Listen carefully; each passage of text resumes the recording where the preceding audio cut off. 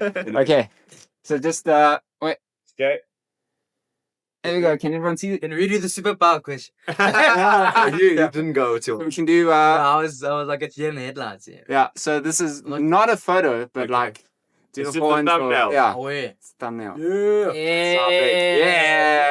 Bro. Oh wait. Hey there, this is Adam from the future, and I've just finished recording an introduction video on a different camera, and that introduction to this interview it's just completely glitched out. I don't know the reason why, but I've decided to keep it because it's a genuine, authentic take.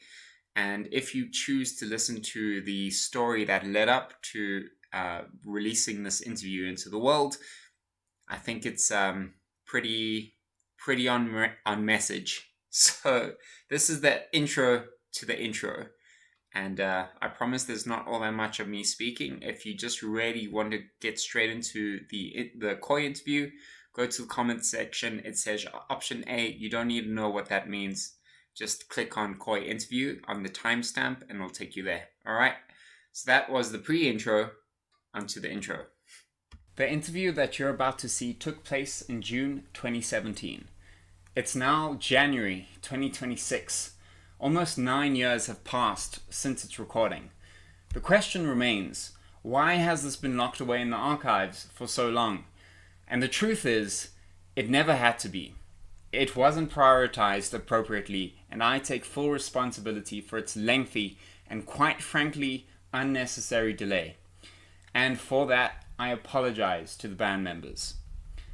I'm taking a non-linear path with this video that I'm going to call option A and option B. Both options have timestamps in the comments. Option A is for those who just want to watch the Koi interview video right now.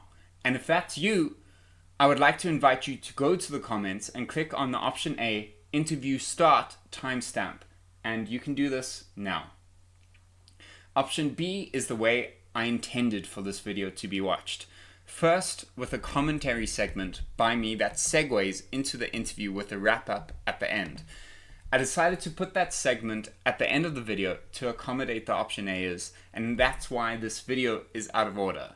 So, if you consider yourself an option B and want to hear the story that led to this video coming out, please follow the timestamp roadmap in the comments. Please click on option B, short story segment, and you can do this now. All right, hi there everybody, and welcome to the second episode of Listener Scene, where we showcase some of Johannesburg's finest rock and metal local music. I'm here today with Koi, the self-appointed kings of improg, and we're in the studio where they recorded their debut album. Gentlemen, if you can introduce yourself and say what instrument you play, and if you had a superpower, what would it be and why? Lloyd, let's start with you. Alrighty, so I'm Lloyd. I play guitar, Kings of Improg, and a little bit of bass. If I had a superpower, what would it be? Oh, jeez. Come on, dude. I'm not good on the spot, right? I'm drawing a blank. I need 5 minutes. If I had a superpower, what would it be? To fly, I guess. That's what we all want to do, right? Brilliant. And why? And why? Hover in amongst the birds in the skies, see all of the earth and its wonders. Fantastic. All right. Cool. I'm Chad. I play guitar only. Only. I suppose if I had a superpower, I'd like to stop time. Doctor Strange. Why? Because time is, I think, one of the most precious things you can have, and if you could stop time, you've got endless possibilities. Brilliant.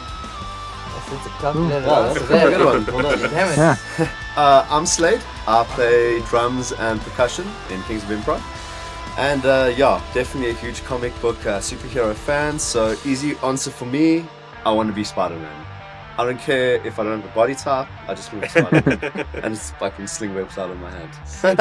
Great. Yes.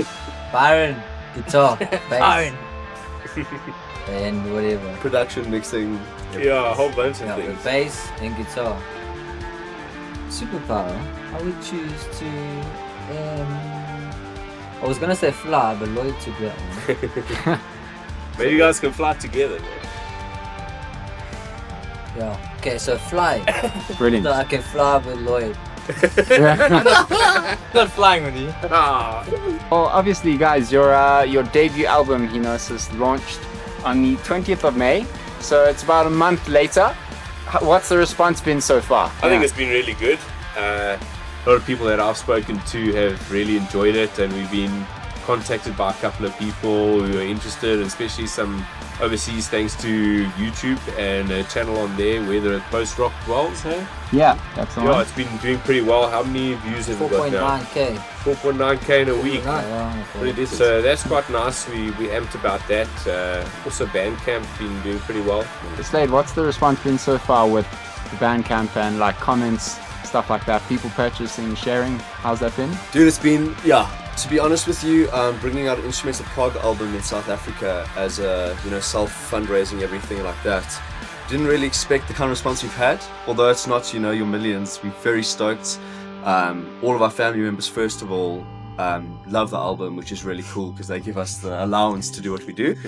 And yeah, dude, a lot of comments on YouTube, which is overseas based most of all, which is cool. China, places like that, Belgium, crazy. Yeah, dude, anywhere actually. I think we've been promising this album Yeah. for so long now. Yeah. So Yeah. people that do know us and like Yeah. friends and family, people that have been to gigs, are actually, finally now able to listen to it. And I hope at least that we've, Well, we sold out of the first one. Yeah, we saw that, and Oh, we brilliant. get good praise from them, which is cool because these are people that we've known that have kind of been with us from the beginning and have been expecting something, and now they've got something to listen to, and it's like, okay, cool. I think they all have got great comments from them. Yeah. Those are the people that matter the most, I think, at this point for us, because they actually, they coming to gigs, they're watching us, they buying albums, so. Yeah, their response has been brilliant. Brilliant. So, yeah, Awesome. I'm extremely happy about that. Yeah, very happy. Look, I'd love to know about the process leading up to the recording of the album. But before we actually get there, maybe if you guys can just say, who is Koi? Maybe if you have some new viewers, some new listeners coming through. Who are you guys as a band? Maybe if I can ask, who's actually been around the longest? Definitely for you guys. Well, Yeah, take it away. Maybe we Byron, started, yo. no, we started jamming in yeah. my place. All right. Yeah. How long ago? Byron invited us, no. I think it was 2012. Well, there you go. If I look 2012. back at the records, it was around about 2012. So I was Okay. still studying, I wasn't working yet. So Byron just kind of invited us around on Facebook. Just a whole bunch of us, everyone that he knew that could play. Jam. And we had a couple of jams at Byron's place throughout that year. And then it went on into sort of the next year. And then it got to a point where pretty much myself, Chad, and Byron were The staple. the staple, and our previous Steve. drummer, Yes. Steve, yeah. All right. So like it was kind of the four of us always pitching up then to the jams, which then eventually was like, okay, well, I guess we've got a band. Brilliant. Yeah, and songs started forming, and Koi One, yeah, which is Koi One, Enigma. which has now been Enigma. Enigma. Yeah. That was the Oh, really? title That was was the Koi first One track, because yeah. it was our first track that we kind of came up with, and that's when we decided, hey, well, guys, I think we got something. It's a In the band. first round of tracks, Yeah, all awesome. it was like Koi 1, Koi 2. yeah, then we- So much Four. I mean, we chose some Yeah, names yeah, like Bureau came from a poster on the wall in the jam room. Yeah, and the So- piece- yeah, we've Jam changed all room. the songs, so the song names now are not what we referred them to up until a month ago. Yeah. We only named it a week before. Yeah. Because as an instrumental band without specific lyrics or anything to go by, you kind of just pick names sort of from the sky. Yeah, actually, I wanted to know what's the story behind your actual track titles. We came up with a basic concept, Yeah. and then we all had basically the same sort of The story. No, ideas it's to a point where I think, elemental. especially towards the end of recording, right? Like last year, we kind of all sat around here, and after we finished recording, and at least at the mixing stage, kind of like, okay, what does this album mean to us? Or how do we feel about the songs? What kind of What journey does what it take things, us on? Like, does it sort of envision? Okay. And then we sat around, we sort of all came up with ideas, threw it in a pot, and then I think at my place earlier in the year, right, we sat and just hashed it out, talked about it, what we want, and then we just took all these ideas and kind of amalgamated it into what will sort work, of became this concept album eventually, and Brilliant. story, and then and then we kind of chose song titles based No, on, I think it's on that. no lyrics and stuff. The songs All mean- feeling. Yeah, it could mean anything And- to and anyone.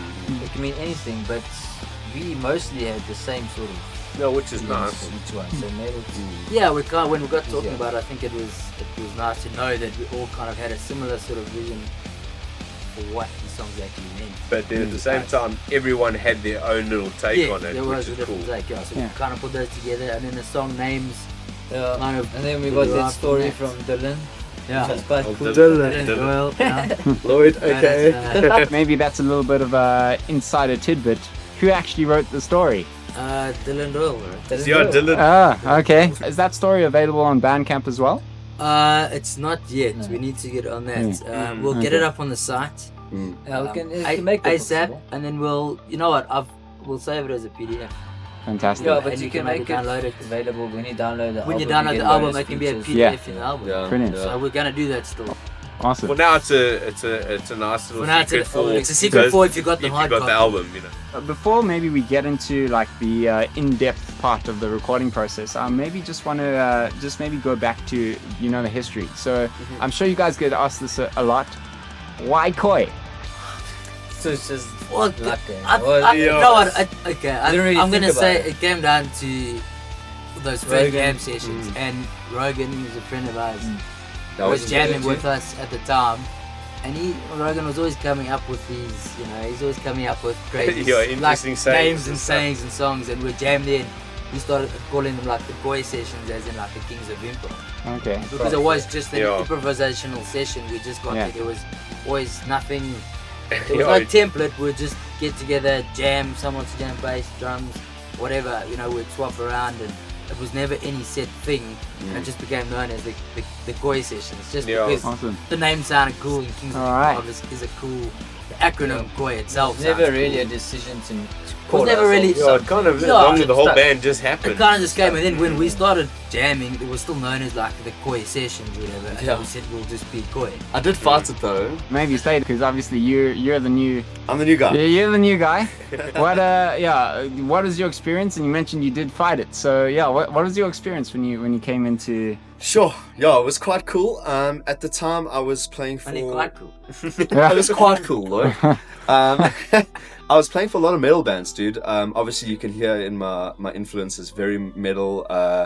So that just wasn't working out for me, the scene, dude. And good friends of mine from when I was a kid knew all of these guys through their circle somehow. And one of my good mates, John T, actually WhatsApped me and he said, Straight Jackal. from Straight Jackal, ex-Straight Jackal, Jackals drummer. original drum. All right. Yeah. Josh He messaged Black. me and was like, "Yeah, I know this this prog band, that needs a drummer." So I got hold of Lloyd. Well, he got hold of me actually. I was in Durban still. Yeah, I was on the beach still. Sent me their tracks, dude. Rough tracks, saying like, yeah, the roughest you could possibly imagine. But Yeah. I Demos, they were definitely- demos. Yeah, it was a very. What's You loved beneath it, the what did demo? you it was- And they sent it to me, dude, but I could definitely hear the potential in the songs, man. I've always wanted to be in an environment where, as a musician, I can express myself the way I want to express myself on the drums. So definitely saw the potential for the music to, amalgamate itself into something better. And yeah, came for an audition. Very cool. I think I played the songs better than they were even playing them at the time. Yeah, yeah, the thing is, we done about a 6-month break, right? Yeah. So our previous drummer, Steve Stefan, Yeah. Yeah. he decided to leave for his own reasons. There was never any issues or anything. So just like he wanted to pursue other things, Yeah, pursue sports, more yeah. sporting adventures. So we're like, okay, cool. But we were kind of at the point where we were kind of ready to record, I think, because we've been playing those tracks we wanted to record. Definitely, yeah. But then that sort of, it stumped us a bit, because then we were kind of, okay, well, we need to start the process again. So we didn't play probably for almost 6 months.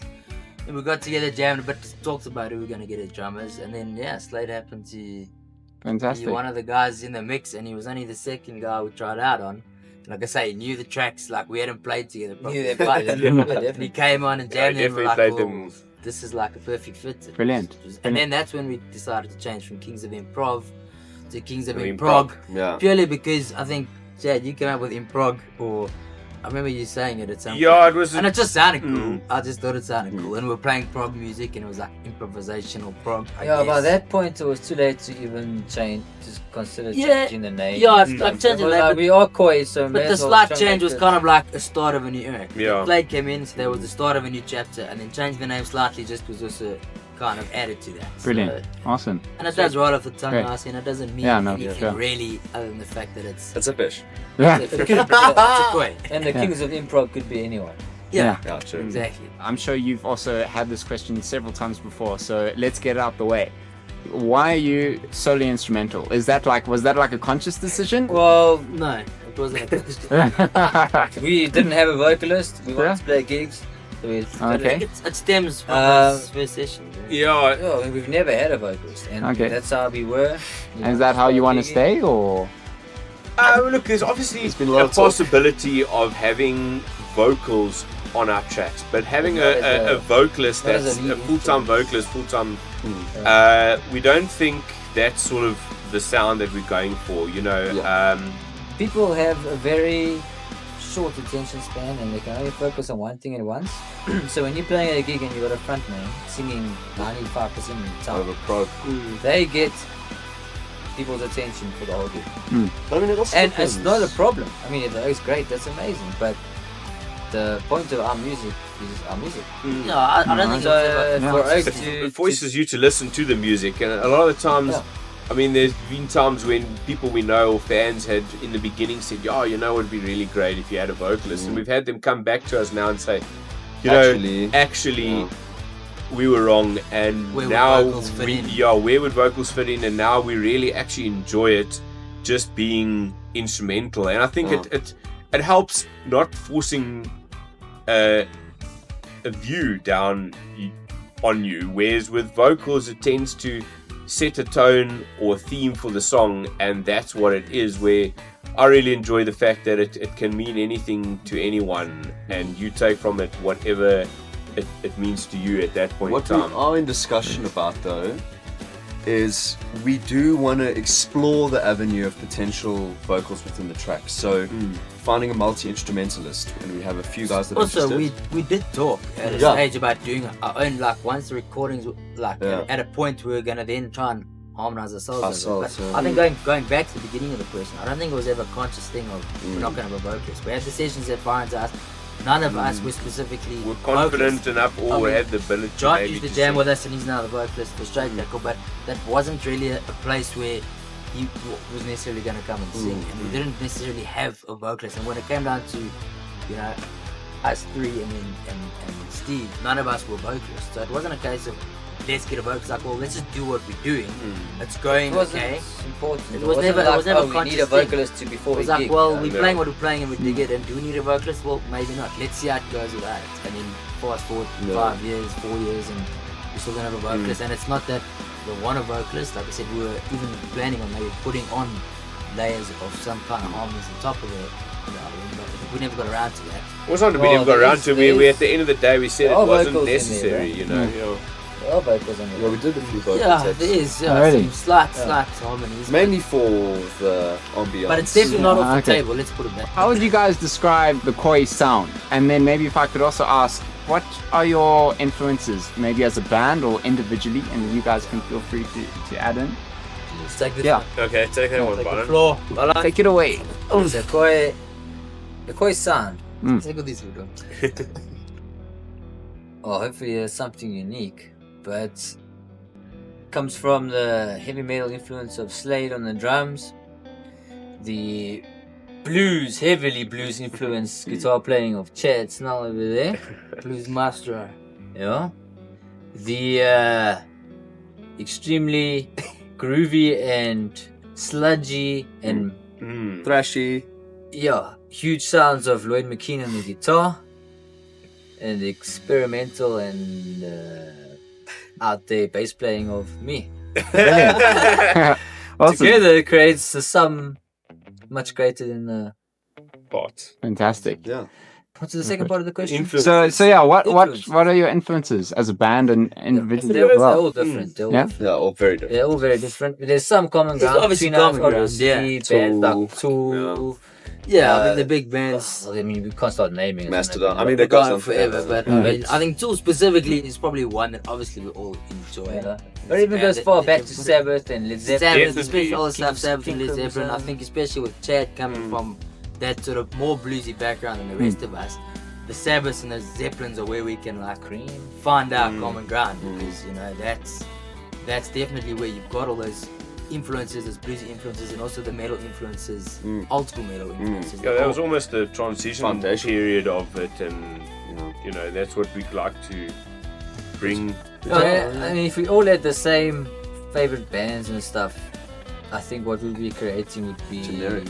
pretty Almost, much boring. Yeah, so it helps with us all different influences. And I think it helps that we all listen to a lot of different stuff. Like, I know we all personally, I mean, I love listening to everything from jazz to reggae to good metal, you know? So there's that influence, and I think we all have quite a vast range of stuff we like to listen to. So Brilliant. Awesome.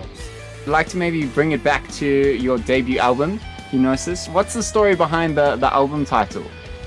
Who wants to take that on? Unity, it's one. Yeah. It's togetherness. Yeah.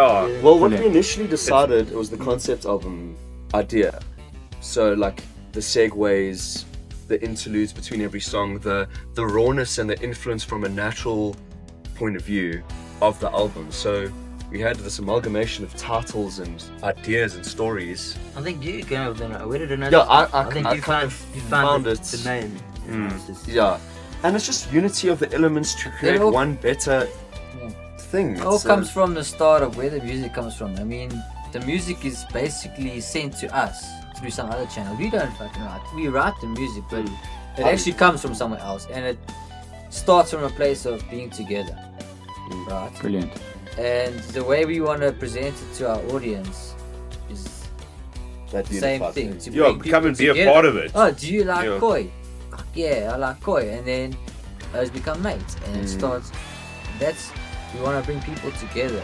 I think the And I album think it was a launch. fitting name. I think it's a name that can mean so many Yeah. things.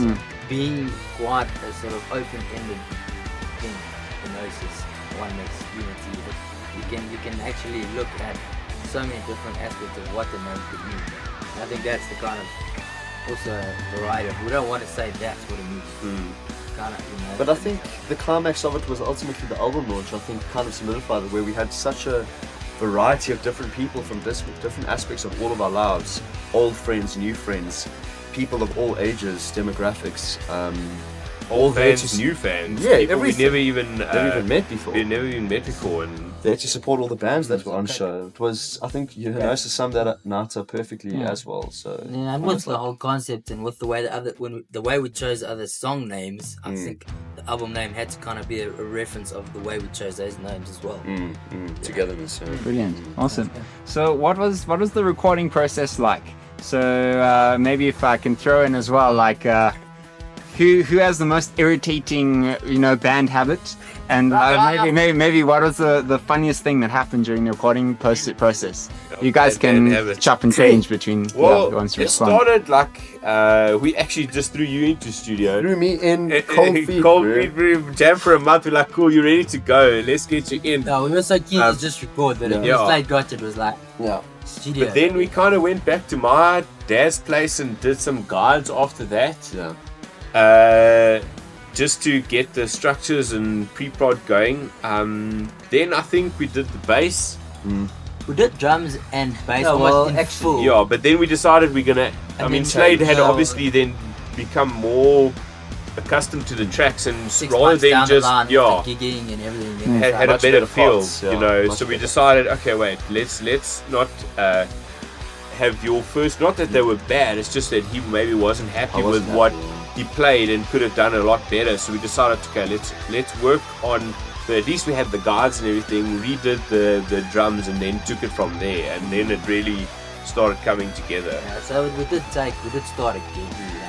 We recorded drums and I think bass, and then about 2 minutes later started again. And the only reason it was 2 minutes later was because it's just one of those things where we can't be in the studio All the time, yeah. you know, a whole day, 2 days a week. It's kind of like when we have time, come to the studio do something. The main So thing is before you know it, that it would be pointless releasing something and Slade's not happy with Yeah. what he. I mean, it was like literally weeks after we filmed. Yeah. Yeah, weeks after Gaea, we like got into the studio. Sure. Yeah, it was. We're lucky we got a lot of studio time, Mm-hmm. so we don't have to pay a lot of money for it. So we could afford to come back in and just start again and do it properly. Oh, that's great. Even like the good thing of the recording itself, it didn't take that long. No, it's just with Recording. day jobs and It's just everything. with everything in between and only being able to get you in 4 to 5 to 6 weeks.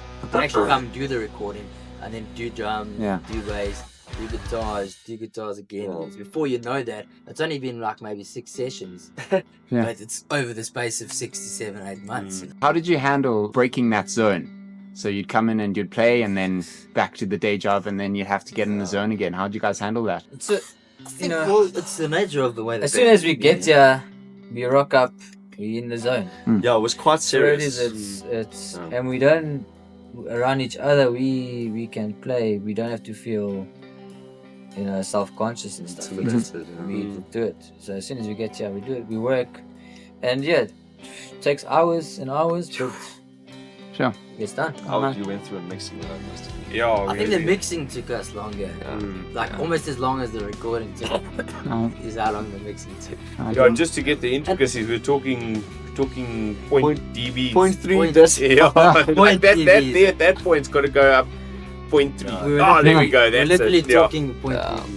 So it wasn't really, there wasn't enough, there wasn't really much playtime involved. So what is the other part of the Yeah, so you can take it on, Byron. So yeah, who has the most irritating band habit, and what's the funniest thing that happened in the recording process? I irritate people, I know. When we were mixing here, dude, Well, that's one thing, you can't sit still. I can't sit still. I'm a drummer, I always have a beat or a groove in my head, or I'm trying to do something. I don't know. Who's got the most irritating? Irritated point, music. probably. What's that word? Feedback.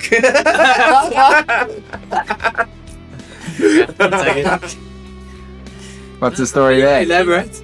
Yeah. I don't think really anyone was. Well, really, you were very OCD with your I mixing. probably Yeah. was still. No, actually, I think actually, I think Brian's got Very very OCD. because he's so OCD that it's like we can never settle on something. Yeah. It's all about the 10th iteration of whatever we're doing before we can actually say, okay, that's it.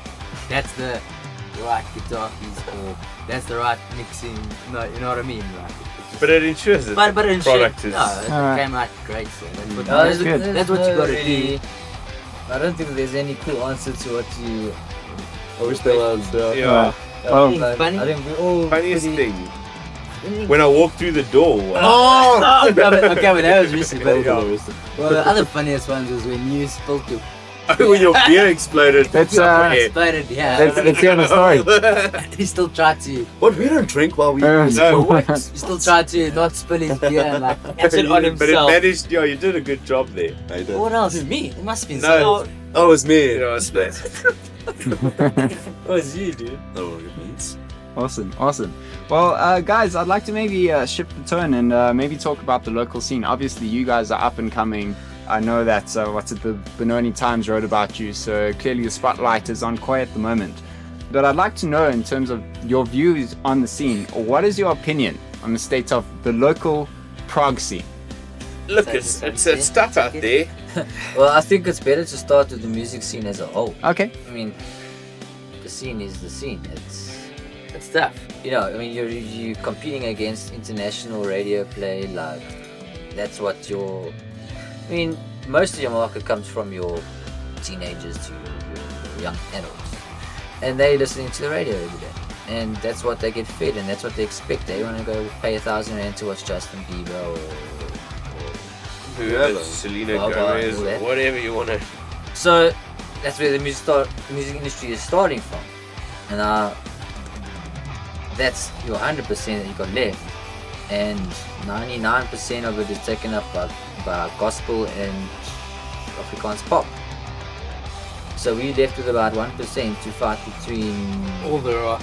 all the rock bands. Alternative. Talking about Alternative. Coke Cartel Anything that and, wouldn't be on radio, like the short straws and all those. I mean, those guys are doing well, but they're doing well for our industry. Right? I mean, if you look at it internationally, these guys are still small fry. Mm. You know, so this is the part of the market we got to fight for. And the way we see it is, that we don't have to worry about that because we just doing what we're doing, and we're not doing it for money or to become famous or anything. So it's not a big problem for us. I mean, we've already made a bit of a dent overseas. We've got more plays overseas than locally. Yeah. It's brilliant. So to us, that means more than selling 10,000 albums. You know, that's so. Then you get to the prog scene, especially the instrumental prog, and it's a tiny scene. You know, your biggest instrumental prog is like guys like Poverty or Ideals, which are Amazing. you know they're amazing, and they've got Great. 2,000 likes on Facebook. Love them, dude. Yeah, You know what I'm saying? brilliant. So- and we've got, You know, that's international quality. You know what I'm saying? And it's these guys have min following. So Yeah, it's we're just not a very worried niche about that. market. You know what I'm saying? That actually that kind of segues into my next question. What do you think is needed then for the scene to grow? And then what would you guys like to see in the next 5 years You know what? for the scene? It's such a tough question because it's not like this is, our scene isn't necessarily new.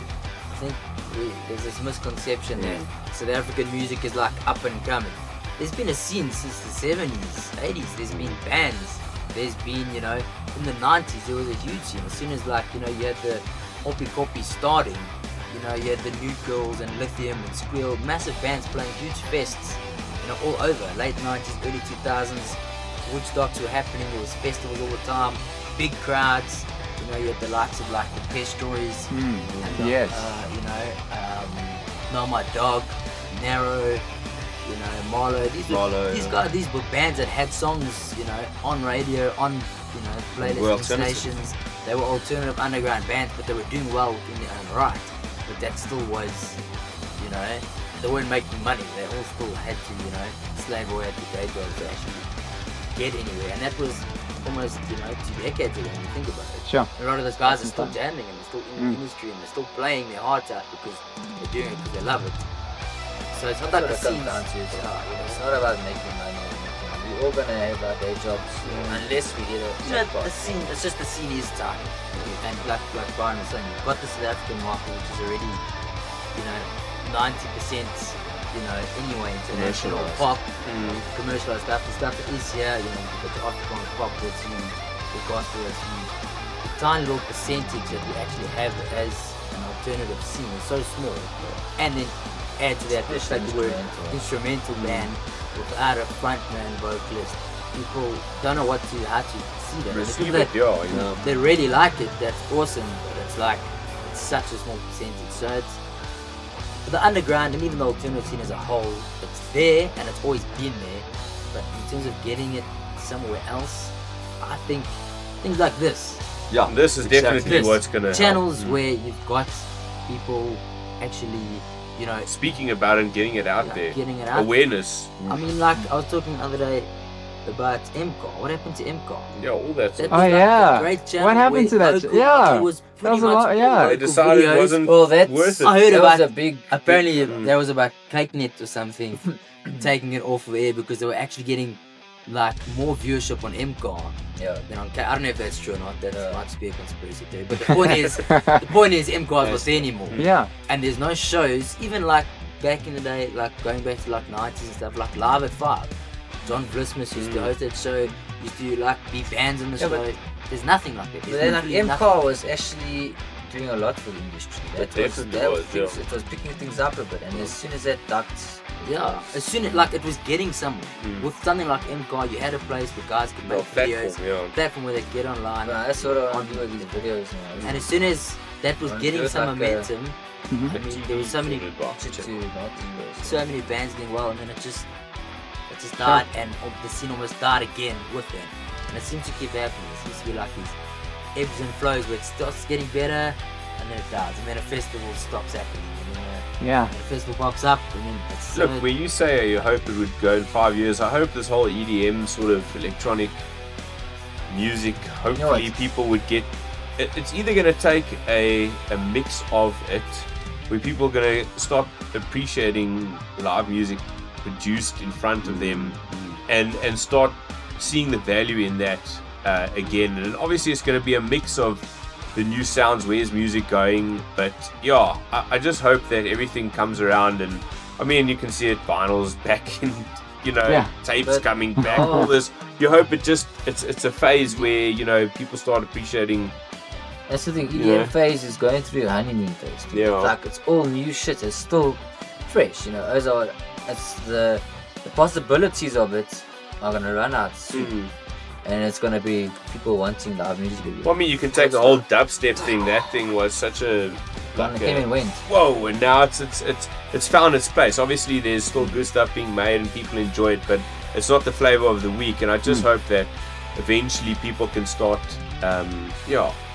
It's either going to take a mix of it, Music, yeah. of bringing that into our sort of sound, or anyone, making it a new genre after all, and just finding a balance. Maybe. Awesome. The radio stations, there's nowhere where alternative can now play. Sax FM was one of the only places you could actually get a local band, get your music on. And, Sax FM now doesn't even play. And Mix FM? Mix FM, Yeah? yeah, okay, Mix FM is Not instrumental prog. Already? well, I mean, Look, we haven't really still tried trying to, I okay. guess that, I mean, I don't mix it. I know FM there's is one that, of the and better. there's UJ as well. That's also like, Wayne Yeah. from Dadies had a show on Mix FM Tuesday nights. That was pretty cool, but it was like a one slot Tuesday night. yeah, for in 2 a hours. week. If you didn't catch, if you couldn't make it to that You 2 missed hours it, in a yeah. week, you missed it. And then I don't know why, but then they not on anymore. So it's like these things, like I said, they keep coming and going. There's no alternative radio station. Yeah. There's no alternative video channel. There's not many alternative, like just channels where you can stuff onto, and that's the issue. I think the issue is that It's not platform. it's got to be datumless for, but I think the biggest thing is going to be streaming. Streaming your own stuff and getting on streaming platforms and playlists and stuff like that. I think that's the way of the it's future, it's going in the future. Because people are listening to everything on YouTube.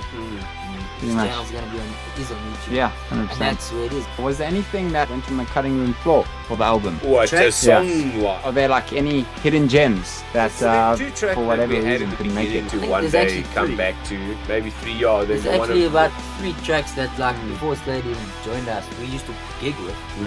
And we never, when But Slade not joined from us, the recording sessions. not from No, the recording we set, but kinda we decided decided to- not to record them. Okay. I think it came down to the fact of, like, when Slade came in, it's took like, our best, let's yeah. choose 6 and stick with those until such time as we come with something else. And those kind of have gone gone to to the yeah. wayside. I got that reggae track we play live. We've got a reggae track we play live. hidden It's just a in there special one, somewhere yeah. in The between Yeah, the but songs. nothing got cut out. nah. What No. we recorded, we recorded. I mean, yeah. Alright. Yeah, I think we're confident enough. It's all about stages. That was our phase, That was our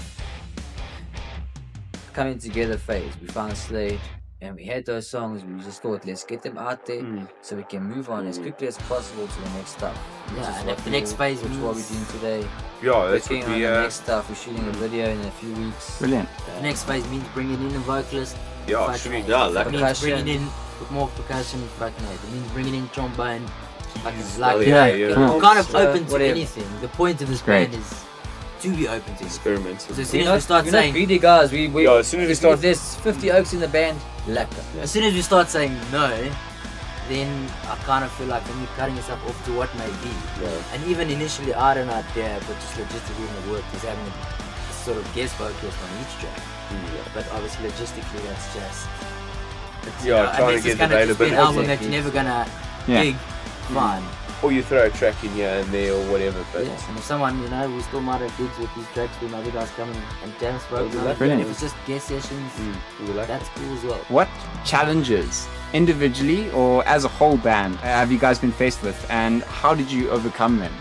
And what would you then advise future bands to do as a result? Yeah, no money, question. but I think it's mostly time, man.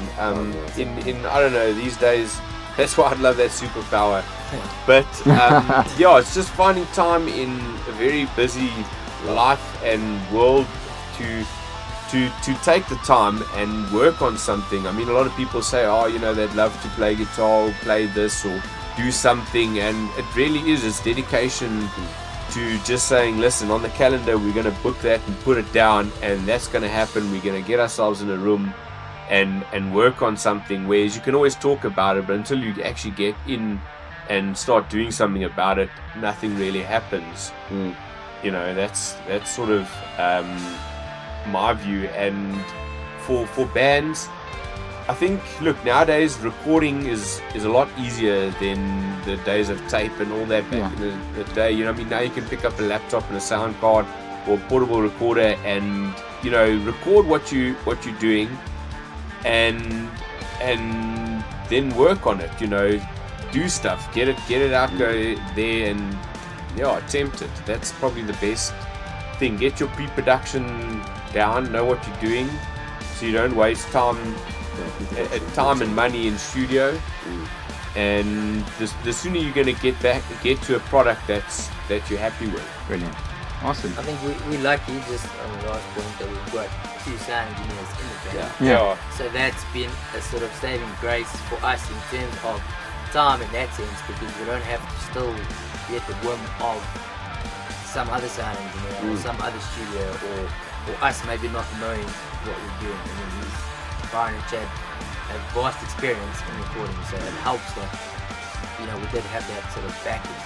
But definitely, time management and logistics and practice, and any advice I would say, just stick to it. Don't give up just because you had a tough gig or negative reviews you're battling to get each of you together. I mean, it's hard. It's 4 dudes trying to work out schedules, all got different things going on. Yep. But just because you can't, if it's gonna take 2 years to do an album, then it takes 2 years to do an album. Don't, you know, give up because it's not. No, just do your own thing. Just fucking don't care what anyone else is doing. Like, don't follow some other band. Just do what you do. I don't feel like, oh, look at this guy, they're getting success or something in so soon. But maybe that's they've got more time for that. I mean, we each are our own people and have our own lives, and this is a facet in that, and you know, you got to fit it in. No, you gotta just fit it in, I think, and also be lenient, I think, also with each other. With each other, yeah. In terms of time Be and a brother schedules and with. getting together. I mean, I honestly don't think I can say we've had any shit. No. From the start. Yeah, we're pretty. There's never, like, if there's any kind of an argument, it's not long before it's resolved. Yeah. Everyone kind of, okay, Yeah, sure. cool, and then Yeah, you play shit guitar. Whatever. Who cares, man? It's fucking just play. Yeah. And that helped throughout recording, especially, Yeah. because there was always support. Tight bond. Yeah, And we that's good. all wanted to be part of every single part of the process. So that was why it took longer, because there could have been times when maybe Slade could have just come in and done his drums. Yeah, we all wanted to be there, moral support, and it's. If we had and, left it to someone else, it would have been done a lot quicker and whatever. But I Yeah, don't think not as we much would have hearts had in it. the product we But have. there's been everyone's input throughout the whole way, and I think That's the thing, I mean, that's been yeah. cool. Yeah, Brilliant. it's been awesome. Byron, I'd like to direct the next question to you because you've actually brought it up a few times. My question is, what's next for Koi? You mentioned a music video, but is there a future album, some gigs coming up? What's next? Yeah, well, we basically just jumping straight back in. We've done our launch for our album, and we're working on a acoustic sort of rendition of Koi, Of all the songs. which we're gonna release as an EP very shortly. And then straight into writing the next album, and hopefully we'll be gigging those tracks by December-ish, end of the year. And yeah, we've got a video coming up where we'll probably debut one of those new tracks. Yes, correct. Probably in the next month or two. We have to Great. play it. You heard that, we you played heard a that couple first gigs. on the I mean, listener it's scene. gonna be Brilliant. the public Yeah. debut. Announcement. Yeah. Nice. So yeah, it's a Official cool thing. launch. It was gonna be our first video, Yeah. other than that other little home job we did. Yeah. But yeah, And a few gigs coming up. Well, 2 for now. We're trying to keep the gigging to a minimum so we like can I say, I write. mean, Well, not a like we're minimum, writing, but yeah, play good Focus on gigs. like good gigs, yeah. You know, Festivals. I think we've been for a long time festivals. Like, no, we really want to Are get. there any Especially- festivals you have your sights on? copy, man. Cool. Yeah, Copy. Copy we'd love to Well, play. it's the big ones, you know, Cranked up next Yeah. year. Next year maybe Splashy Fan. Splashy Fan with our Park in the acoustic stuff. Daisies. Yeah, that's where our acoustic stuff might also help get us in on the splashies and stuff like that. More chilled stuff. More chilled, yeah. Great. We also want to offer that because acoustic stuff is just like it's still us, but just a little With a different. lot more Oh, a quieter. little different, yeah. pop. Gives us a chance to try some different stuff. very Because there's different, like different drumming beats from flamenco to quieter to Yeah, whatever. So it changes it up and it gives us an opportunity to also explore. Awesome. Great. So to end off, Koi, where can we find you on the internet? Lawyers. Interwebs, yeah, this is IT guy, bro. Kingsofimprov.com. Our site is officially up. It'll constantly be Worked on, updating, works on what's new stuff. That is up and running. Bandcamp, in terms of download, you can download for free or give us a donation. Bandcamp.kingsofimprov. Bandcamp.kingsofimprov. We'll be on SoundCloud for streaming, YouTube, obviously Facebook, Find us on Twitter. where Post Rock dwells on YouTube. and us, yeah, just Kings of Improv, Improv Improv, yeah, on YouTube, Facebook, Twitter, yeah, Instagram. Twitter, Oh, Instagram. Fantastic. Kings of Improv. Prog, yeah. You'll find us. It's out there. Prog. Great stuff. Great. Well, yeah, I'll put all of those links in the description thanks. below. Thanks, Adam. And yeah, Koi, thank you very much, guys. you, I wish you yeah. all the best of success for the future. Thank you, Thank you dude. so Sure, much. it's been a very pleasure. much. Legend. This segment is a short story before the interview begins of how it all came together and the events that took place post-recording up until now. 2017 was my first attempt of leaving the traditional employee world behind and trying to start my own thing. That thing was a YouTube channel called Listener Things. The idea behind it was to review rock and metal albums and feature interviews with upcoming bands in the local scene. What you are about to watch is a product of that vision. The only band I managed to record, aside from a practiced first episode where I interviewed a friend. My enthusiasm for starting my own thing unfortunately carried me only so far. Inexperience, crippling self-doubt, and low self-esteem at the time led to me killing it. I was also set back by an almost eerie cycle of events. I guess you can call it a karmic lesson that needed to be learned. Post-recording of this interview in 2017, I was plagued almost immediately with continuous 4 to 8 month alternating cycles of either laptop or car-related breakdowns. And seeing as I needed both to earn a living, I was thrown into many situations over the years to make ends meet, working odd job careers, trying different things, a lot of them failing, all with the back-end intention of figuring out how to create some free time and a sense of calm with having the adequate tech to do all the work needed for editing this video or paying someone else to do it. At this point in 2026, I've lost count how many times I've restarted the editing process for this interview, the creative directions it's taken on each attempt, and the different machines and editing softwares used throughout. For example, one year I borrowed a friend's old laptop, which then proceeded to die on me one night randomly, and that put me back in the survival mode loop that I just mentioned. As the years went on with this heavy delay, and especially as they rolled over to the anniversary date of Koi's debut album launch, and also to the anniversary date of this interview recording, I would begin to feel a growing and continuing feeling of shame and guilt that this interview project hadn't been released. Quite honestly, it felt like self-inflicted daggers into my soul. I explained what I could about the delay after a few years to the guitarist Lloyd McKean, who understood, despite, understandably, probably a bit to a lot of unhappiness. Fast forward the tape towards the end of 2025, and I began again the process of editing this video for release, slowly chipping away at it. For context, it was recorded on the best camera I could afford at the time in 2017, a 1080p handheld camera with one inbuilt microphone, something that I was unaware as a first-timer would make the editing process extraordinarily difficult, with manual audio level adjustments for each person, each individual sentence said in a 40-minute long interview. And again, just as I started editing in 2025, like clockwork, the same car and laptop issues started to occur. As I type this right now, as I read this, on the 27th of Jan in 2026, I just had a massive car breakdown which required a significant payment. A laptop, let me restart this, give me a second. Boom. A laptop, almost at the end of its life cycle. I overcame an editing glitch that set me back a week's worth of work 2 weeks ago, and all of this amidst a few other personal headaches that I'm not willing to share.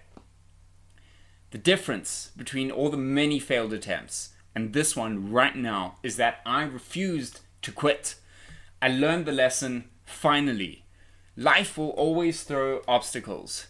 It takes tremendous strong will to let the fires around you burn, knowing and trusting that they will be put out somehow, and in the meantime, bending all of your focus towards the one thing that matters. Just like Lloyd mentioned in the interview, Koi at the time had been promising their debut album for so long, and I too have been promising to myself the public release of this video for far too long, and it's time to make good on that promise. It's time for the world to see it. This is the Koi interview, and I hope that you enjoy it. For option Bers, please go to the interview now.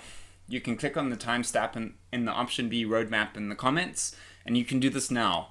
Come back here once you're done for the video wrap up. And that's a wrap on the Koi video, and a big chapter of my life. As you can see, even after all these years, I've still kept the dream of doing something music related, and that's why you're seeing this video on this channel, even though this channel is also coming to a close. So as to its future, please feel free to watch the channel intro where I explain how to follow me on TikTok. As much as I detest moving my audience from one platform to another, TikTok is the only platform at the moment that encourages music streaming without creators having to feel fear of being penalized by AI audio detectors and malicious music label practices and policies. Something that, if you're a music fan, you would be no stranger to if you've been watching YouTube over the past couple of years. So I look forward to seeing you on the next chapter of my journey, and thank you for watching. This video means a lot to me. It meant a lot to me. It's crazy to say that in the past tense. But if you watched all the way up until now, thank you. I genuinely appreciate it.